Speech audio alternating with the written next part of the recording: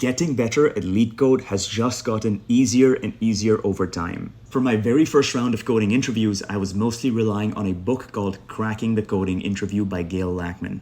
Don't get me wrong, it's a pretty good book, but there's much better resources out there today. While I was still using LeetCode back then, there wasn't as much community engagement as there is today. Plus, I was using C++ back then, arguably not the most interview-friendly language. But back then, most of the coding interviews were on site, which meant you had to get up to a whiteboard and write out your code with a marker. In fact, I remember that for one of the interviews, I was passing a piece of paper back and forth between the interviewer and me as we collaboratively worked on a solution to a problem.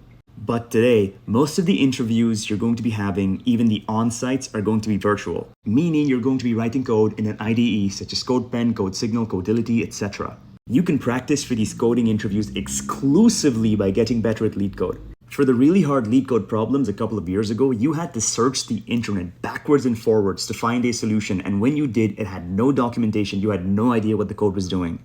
But now you can ask any decent large language model to write out a solution for your LeetCode hard problems and explain the solution step by step.